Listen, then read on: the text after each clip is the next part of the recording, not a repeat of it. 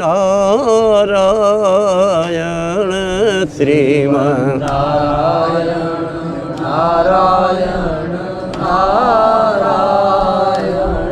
શ્રીમન નારાયણ નારાયણ નારાયણ શ્રીમન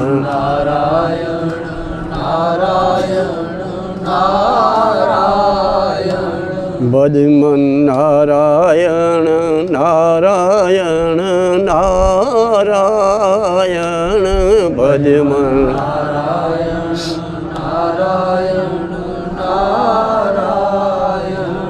ભજમન નારાયણ નારાયણ નારાયણ ભજમન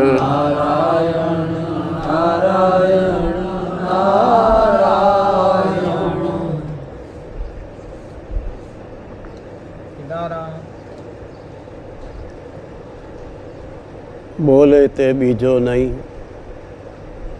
પરમેશ્વર પોતે. અને જે સાંભળી રહ્યા છે એ પણ પરમેશ્વર પોતે.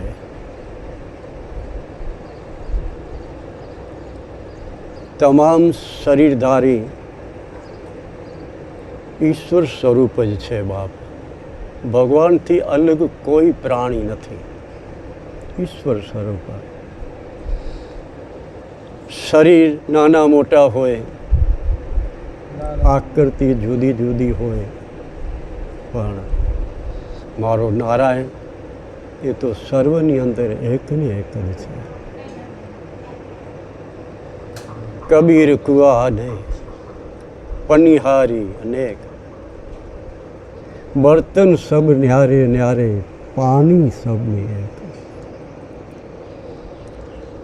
તો બાપ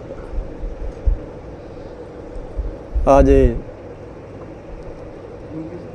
જે પરમાત્મા સ્વરૂપ બધા સજ્જનો ભેગા થયા છે એને મારા વારંવાર વંદન, મારા પ્રણામ. કે જે તમને સત્સંગ કરવા માટે આટલી બધી રુચિ પેદા થઈ, ભાવ પેદા થયો અને તમે બધા ભેગા થયા છો. ધન્યવાદ. અને ખરેખર તો તમારા દર્શન કરવાથી અમને કેટલો આનંદ થતો હશે, કારણ કે સિયા રામમય સબ જગ જાની, બધા એક જ પરમાત્મા સ્વરૂપ જ આપણે. જીવનમાં કોઈના 50, કોઈના 60, કોઈના 70, કોઈ 80 એટલા વર્ષો આપણે વિતાવ્યા જ કે, પણ સમય તો વીતતો જાય છે મારા બાપ. એ તો રાહ કોઈની જોતો નથી. પણ સંતો મહાપુરુષોનો એક એવો વિચાર છે કે પરમાત્માએ જે આ માનવ શરીર મને અને તમને આપ્યો છે, એ શરીર સૌ કચરાની જેમ, કીચડની જેમ ચાલ્યો ન જાય એની કાળજી રાખજો. શરીર એટલા માટે છે કે જન્મો જન્મના, પૂર્વ જન્મના જે આપણા પાપ હોય તો એ શરીરથી આપણે પાપ ધોવા માટે આ શરીરની જરૂર છે. યોગ વશિષ્ઠમાં શરીરને વશિષ્ઠ મહારાજે કહ્યું કે એ તો બ્રહ્મ સ્વરૂપ છે, કારણ કે શરીર દ્વારા જ બ્રહ્મની પ્રાપ્તિ થાય ને, શરીર દ્વારા જ થાય છે. એ શરીરને આપણે જેમ તેમ વેફરી નાખીએ તો કેટલું આપણું અજ્ઞાન કહેવાય. આ શરીરની અંદર તો સત્સંગ રૂપે રસ સતત એ સીત્યા જ કરો, સીત્યા જ કરો. ક્યારેક એવો સમય આવશે કે જેને સત્સંગ પ્રિય છે એ ક્યારેક રૂપ ધારણ કરીને પણ આવશે. સત્સંગ પરમાત્માને પ્રિય, જે મારી અંદર અને તમારી અંદર વિરાજમાન છે. જેટલો આપણે સત્સંગ કરીએ એટલો એટલો અંદર નારાયણ બેઠેલો રાજી રાજી થાય. ઉદ્ધવજીએ કહ્યું કે કૃષ્ણ, જ્યારે જોઉં ત્યારે તું ઉદાસ કેમ છો, ઉદાસ કેમ છો, શું કામ ઉદાસ છો? ભગવાન શ્રી કૃષ્ણે કહ્યું, ઉદ્ધવ એ ન પૂછ, એ ન પૂછ. બાપ, હું તમારી સેવામાં છું, 24 કલાક તમારી સાથે રહેવાવાળો છું. થોડુંક તો મને સમજાવો, ઉદાસ કેમ? ત્યારે ભગવાન કૃષ્ણે આંખમાંથી આંસુની ધારા, ઉદ્ધવ, ગોપી વિના મને શાંતિ સુખ નથી. ગોપી, જ્યારે જ્યારે ગોપી મને યાદ આવે ત્યારે ત્યારે મારા અંતરમાં વ્યાકુળતા થાય છે. ક્યારે મને ગોપી મળે, ક્યારે ગોપી? ગોપીનો અર્થ એ છે બાપ, જે ભગત સતત પરમાત્માની ઝંખના જેનામાં છે, જેનામાં પરમાત્માને પ્રાપ્ત કરવા માટે જેની પ્યાસો છે, ઝંખનાઓ છે, સતત જે સંત સમાગમ, હરિકથા, સંતો સાથે બેસે, એવા જે સજ્જન પુરુષો છે, એવા પુરુષોને ગોપી કહેવામાં આવ્યા છે. એ ગોપી છે. ગોપી કોઈ સ્ત્રી નથી, ગોપી કોઈ પુરુષ નથી. ગોપી તો એક ભક્તોનું ભાવ છે. ભક્તોનો ભાવ કેવો હોય કે સવારમાં ઉઠીશ, મને કૃષ્ણ મળશે, મને કનૈયો બોલાવશે, હું કનૈયાની સેવા કરીશ, હું કનૈયાને જમાડીશ, હું કનૈયાને સ્નાન કરાવીશ, હું કનૈયાને સારા વાગા પહેરાવીશ. આવી જે ભાવના હોય ભગતની અંદર, એ ભગત ગોપી છે. ભગતની ભાવના એ ગોપી. ગોપી કોઈ સ્ત્રી ન હતી, ગોપી કોઈ પુરુષ નહીં, ભક્તનું ભાવ છે, એ જ બાપા ગોપી છે.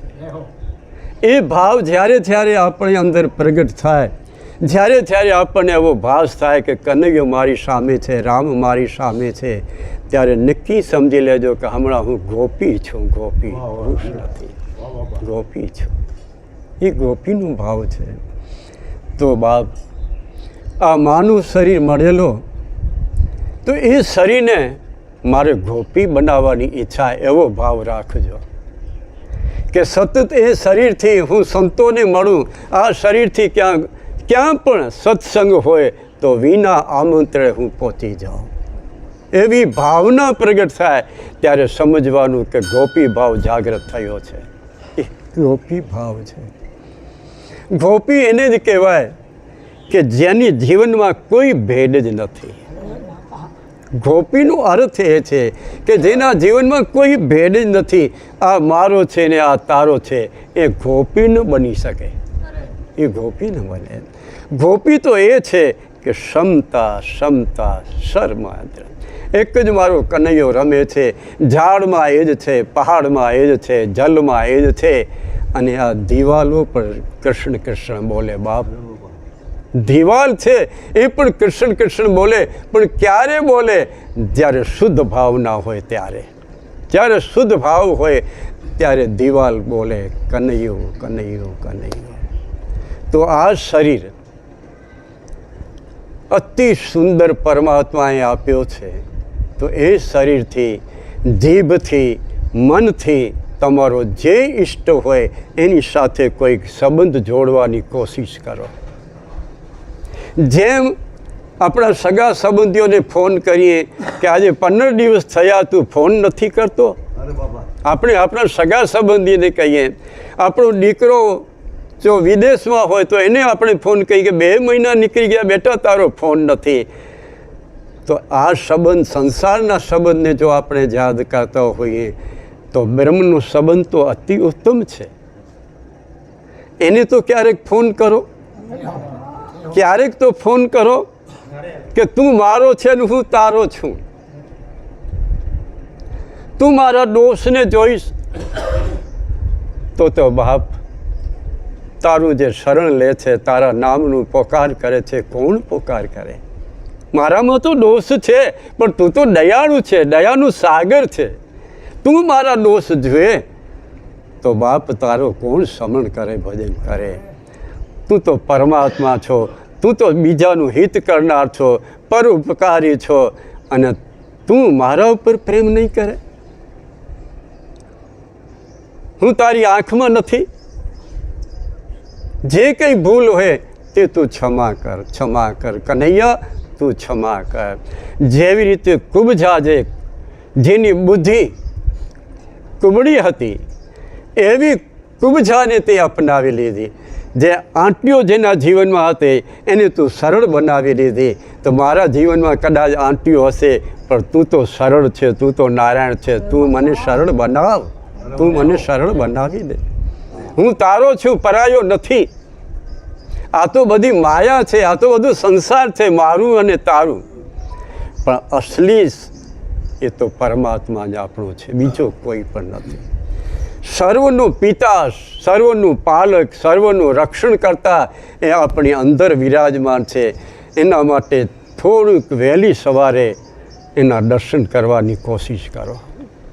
આ શરીર ચાલે છે, આ શરીર બોલે છે, એ બધું ઊની કૃપાથી એ અંદર બેઠેલો છે. તેથી જ હું અને તમે બોલીએ છીએ. હમણાં મારી જીભને બંધ કરી દે તો તમે 4 જણા ઉપાડવા રાખો, કારણ કે અંદર બેઠેલો છે નારાયણ. એક એક ઇન્દ્રિયને, એક એક આપણી જે નસોને એને શક્તિ આપનાર અંદર બેઠેલો છે. એટલે જ આપણે બોલીએ છીએ, ખાઈએ છીએ, પીએ છીએ, ફરીએ છીએ. એવા પરમાત્માને જો ભૂલી જતા હોઈએ તો બાપ, હું તો એમ સમજું કે મારા કોઈક પાપ હશે. નહીં તો હું ભગવાનને કેમ ભૂલું? કેમ ભૂલાય?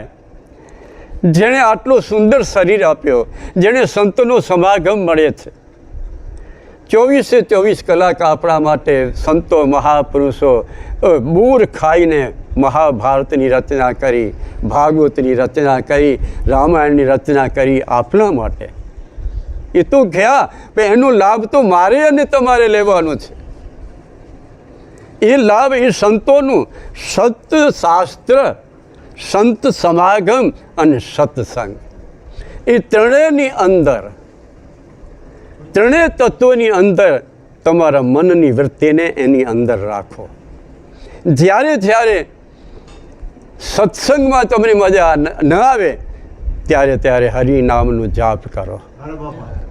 જ્યારે જ્યારે તમને રામ નામમાં મજા ન આવે ત્યારે ત્યારે એની લીલાનું સ્મરણ કરો, સંતનું સમાગમ કરો. આવી પ્રવૃત્તિથી મારો મન શુદ્ધ થાય, મારો ચિત્ત શુદ્ધ થાય, મારો અહંકાર શુદ્ધ થાય, મારી બુદ્ધિ શુદ્ધ થાય, અને આ 5 તત્વોનો બનેલો પૂતળો તીર્થ બની જાય. 68 તીર્થ સંતોના ચરણ. આ જ શરીર એ તીર્થ બની જાય. જો અંતકરણ સાથે, જો ભગવાન સાથે આપણું મિલન થતું હોય, ભગવાન સાથે આપણું કોઈ સંબંધ જોડાયેલો હોય, તો અંતકરણ છે ને એ જ મારો રામ છે. મને એ જ કૃષ્ણ છે, બુદ્ધિ એ જ કૃષ્ણ છે, અહંકાર એ પણ કૃષ્ણ સ્વરૂપ જ છે, અને ચિત્ત એ પણ કૃષ્ણ સ્વરૂપ છે. જે પરમાત્મા એની ચારે બાજુ વચમાં મારો નારાયણ દીવો થઈ અને બધાને પ્રકાશ આપે છે. અંતકરણમાં, સર્વની અંદર, અંતકરણની અંદર મારો નારાયણ દીવો થઈ અને બધાને પ્રકાશ આપે છે. તમારી બુદ્ધિ બહુ જ ચેતન હશે, બહુ જ તીવ્ર હશે, બહુ જ ભગવાન સાથે જોડાયેલા ખૂબ ખૂબ પવિત્ર વિચાર હશે, તો સમજી લેવાનું કે અંદર બેઠેલો મને પ્રકાશ બહુ જ આપી રહ્યો છે. એ પ્રકાશ અંદરનો છે, મારો નથી, અંદરનો પ્રકાશ છે. મન જો પરમાત્માનું સ્મરણ કર્યા કરે, મન કોઈની નિંદા ન કરે, કોઈને ખરાબ માણસ ન કહે, તો સમજી લેજો કે મારો નારાયણ આજે આનંદિત છે, આનંદિત છે. મહાભારતની અંદર વ્યાસ નારાયણ બોલ્યા છે, તમે જે સત્સંગ કરો, જગન કરો, ભાગવત બેસાડો, જે કંઈ તમારા સત્કર્મ હોય એ બધા સત્કર્મ જો નિંદા કરો તો એ બધા રાખ થઈ જાય છે. કોઈ પણ વ્યક્તિને તમે નિંદા કરી એટલે સમજવાનું કે મારો સત્કર્મ નાશ થયો. સત્કર્મ એવા શુદ્ધ ભાવથી કરો, એવા પવિત્ર ભાવથી કરો કે હું કરતા નથી, મારો નારાયણ કરતા છે, મારો ભગવાન કરે છે. જો અહંકાર છૂટી જાય, અંદરથી જો અહંકાર છૂટી જાય, અંતકરણ જો શુદ્ધ થઈ જાય તો તમને નિંદા કરવાની ઈચ્છા જ ન થાય. બાપ, તમને એવો ભાવ જાગે કે બધા કૃષ્ણ સ્વરૂપ છે, કોની નિંદા કરું? નિંદા કરું કોની? કે જે સર્વની અંદર વ્યાપક છે. હું કોઈની નિંદા કરું તો મને એવો ભાવ શું હોવો જોઈએ કે હું મારી જ નિંદા કરું છું, એવો ભાવ હોવો જોઈએ. સર્વની અંદર એક જ તત્વ રહેલો છે, એક જ પરમાત્મા રહેલો છે. એ પરમાત્માને જાગૃત કરવાને માટે વહેલી સવાર સુધારો, સવાર સુધારો. ડુંગરેજી બાપા કહેતા, વ્રજની અંદર, ગોકુળની અંદર વહેલી સવારે એક બ્રાહ્મણ નિત્ય ગલિયા ગલી ફરે અને પુકાર કરે, સવાર સુધારો, સવાર સુધારો, એવી પુકાર કરે અને બધા સવાર સુધારે. જેમ લધો બાપા આજે લગભગ 200 ઘરોમાં રોજ સવારમાં રામાયણ ચાલુ છે. મારા બાપ, આ સવાર સુધરી, સવાર એ સવાર સુધરી કહેવાય. બાપ, ધન્ય છે એવા જીવનને કે જે બીજાનું હિત કરવા માટે પોતે બોલે અને બીજાને બોલાવે. એ તો બાપ બ્રહ્મ સ્વરૂપ કહેવાય, એ તો મારો ભગવાન કહેવાય, એ પરમ સંત કહેવાય. હું એ બોલું અને બીજા પણ બોલે. એનું નામ પ્રસાદ વાંટણી કહેવાય, એનું નામ છે વાંટણી. જે તમને પરમાત્માએ આપ્યું હોય એ બીજાને વાંટતા રહેજો, બીજાને દેતા રહેજો. તમને શાસ્ત્રમાંથી મળે, તમને સંતો પાસેથી મળે, તમને કોઈ પણ અંદરથી ભાવ એવો જાગે તો એની વાંટણી ચાલુ રાખજો. એકલ પેટો તો ક્યારે ન થવાનું કે મારો જ પેટ ભરી લઉં, એવું ક્યારે ન થવાનું. થોડામાંથી થોડો તમે બીજાને આપો, એમાં તમારો હિત છે અને એના કારણથી તમારી ગતિ આગળ અને આગળ વધ્યા જ કરશે, વધ્યા જ કરશે. બાપ, તો આ શરીર એક બ્રહ્મ સ્વરૂપ છે અને આ શરીરથી આપણે માળા કરી શકીએ. આ શરીરથી વહેલી સવારે મનમાં પરમાત્માની મૂર્તિ પ્રગટ કરી એનું ધ્યાન કરી શકીએ. આ જ શરીર છે. આ જીભથી કોઈનું હિત કરી શકીએ, આ જીભથી કોઈના હૈયાને ઠારી શકીએ.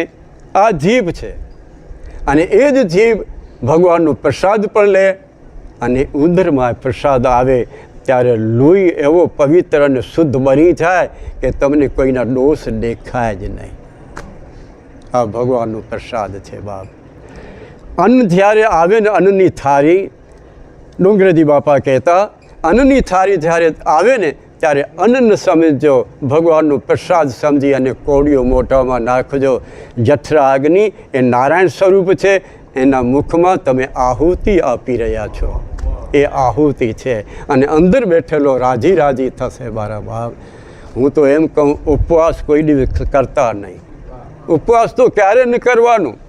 જે સમય જે વસ્તુ મળે, જે શાસ્ત્ર જેની નિંદા કરી હોય એ વસ્તુ ન લેવાની, પણ સારી વસ્તુ, ઉત્તમ વસ્તુ, અન્ન છે, ફળ ફૂલ છે, દૂધ છે, છાય હોય, પાણી હોય, એ બધું ગ્રહણ કરો. ડુંગળી ખાવામાં કોઈ પાપ નથી, લસણ ખાવામાં કોઈ પાપ નથી, કારણ કે એ બધી ઔષધિ છે. પણ વિવેક વગર તમે ઘી ખાઓ ને તો પણ તમને હેરાન કરે. તો પણ એ વિવેક વગર જે વસ્તુ તમે ખાશો ને તો એ તમને હેરાન કરવાની છે. પણ જો વિવેકથી ડુંગળી ખાઓ તો ઔષધિ છે, લસણ ખાઓ ઔષધિ છે. કોઈ વસ્તુ છોડવા માટે નથી.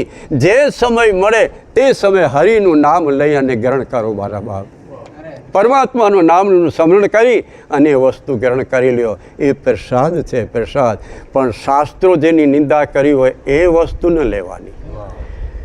કદાચ તમને એમ થાય કે હવે દારૂમાં વાંધો નથી, દારૂ ન પીવાય, કરી ન પીજો. કારણ કે દારૂ જે આપણા અંદર તત્વ છે એને તત્વને બગાડનાર દારૂ છે. આપણા શુદ્ધ જે વિચારો છે એ વિચારોને બગાડવા વાળો કોણ છે? દારૂ છે. તો દારૂનું સેવન ન કરવાનું. माठो न लॻाई भला पे शास्त्र जी ॻाल्हि आहे शास्त्र जी ॻाल्हि पंहिंजा वीचार वस्तु थी वञे ऐं असांजे गाम नो चवां थो भला अॼु हिकिड़ी ॻाल्हि अमुक माण्हू के ॿिए से ॿधणो हुए ॿिए खे कड़वा वचन चवणा हुए त दारू पी नचे क्या पाण वटां निकर नचो वही तो दारू पीऊं त फिर पाण चवंदा त अहिड़ो निश्चित वस्तु आहे इन जो त्याग कजे जेको ख़राब में ख़राब वस्तु आहे कि पंहिंजा वीचार फिरी वञे पंहिंजी ॿुधी भ्रष्ट थी वञे अहिड़ी चीज जो करे पर आसरो न गिणणो अने वधारे तो ई आहे योग वशिष्ठ में वशिष्ठ महाराज राम भगवान के उपदेश ॾीता तंहिंमें चेता कि खराब में खराब जीवन बिगाड़नार होए तो एक ज कुसंग છે તમને ખ્યાલ આવે કે આ કુસંગ છે તો એને સીતારામ કરવાનું એનો ત્યાગ ન કરવાનું એનો તિરસ્કાર ન કરવો પણ એની બાજુમાં ન બેસાય બાજુમાં ન બેસાય दूरથી सीताराम सीताराम राधे कृष्ण सच्चिदानंद दूरથી પણ એનો સંગ ન કરાય તો વિવેકની જીવનમાં બહુ જરૂર છે બાપ વિવેક પેદા ક્યારે થાય જ્યારે સતત આપણું મનની વૃત્તિ સત્સંગમાં હોય ત્યારે જ્યારે આપણા મનમાં બુદ્ધિમાં જ્યારે સત્સંગ એનો રસ જ્યારે ઉતરી જાય ત્યારે ભગવાન પ્રસન્ન થાય ત્યારે ભગવાન રાજી થાય કે એની બુદ્ધિ શુદ્ધ છે એનું મન શુદ્ધ છે એનું અહંકાર શુદ્ધ છે એનું ચિત્ત શુદ્ધ છે ત્યારે ભગવાન કૃપા કરે અને ભગવાન કૃપા કરે ત્યારે શું કે એક દૂતને બોલાવે દૂતને કે હવે તું આ ભગતની પાસે જા તો એક શ્રી રામજીએ પૂછ્યું કે મહારાજ તમે દૂત કહો છો તો દૂત કોને કહેવાય એ દૂત સુધારે એ દૂત મદદ કરે કે હા બેટા રામ એ દૂત છે વિવેક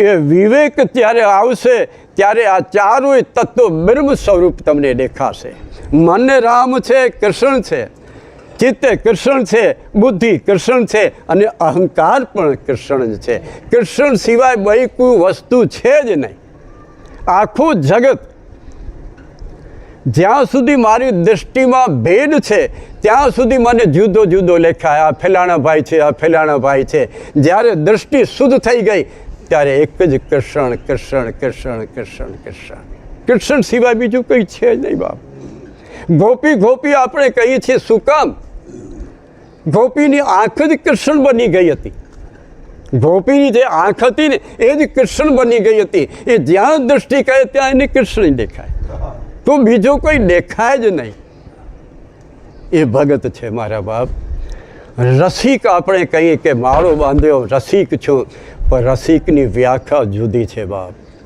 રસિક એને કહેવાય કે જે હરિરસ રોજ પીતો હોય એને રસિક કહેવાય જે પોતાના કૃષ્ણથી અલગ ન થાય રામથી અલગ ન થાય શિવથી અલગ ન થાય સતત જેની મનની વૃત્તિ પરમાત્માની સાથે જોડેલી છે સમજી લેજો એ રસિક છે અને એના ચરણમાં માથું રાખી અને વંદન કરજો મારા કરતાં તું શ્રેષ્ઠ છો મારા કરતાં તું આગળ છો એને રસિક કહેવાય રસિક અતિ શ્રેષ્ઠ છે બાપ કારણ કે હરિરસ પીધા કરે છે અને જે હરિરસ પીએ ને બાપ એને પાસે તો રામ અને કૃષ્ણ પ્રગટ થાય કારણ કે હરિરસ પીએ છે હરિરસ પીઓ એટલે અંતકરણ શુદ્ધ થાય અને ભગવાનને અંતકરણની જરૂર છે તમારો અંતકરણ કેવો છે એ પરમાત્મા જોયા કરે છે રામ રામ બોલું 24 કલાક ભજન કરું માળા કરું એ ભગવાન નથી જોતા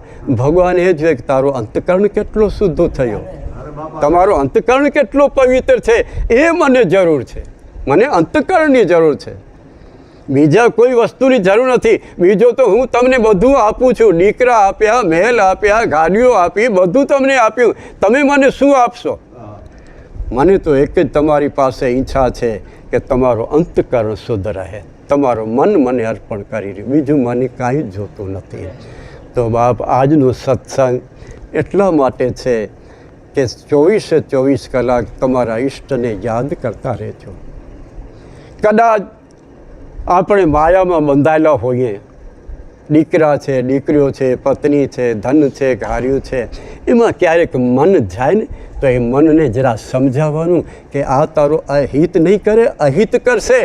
હિત કરવાવાળો તો અંદર બેઠેલો છે, એનું તું સમરણ કર. મન તું ક્યાં જાય છે?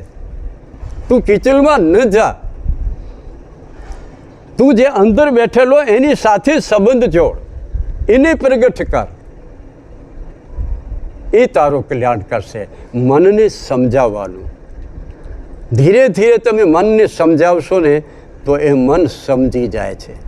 નથી સમજતો એવું નથી. ઘણા માણસો મારી પાસે આવે અને એવા બરાડા પાડે કે મન નથી સમજતો.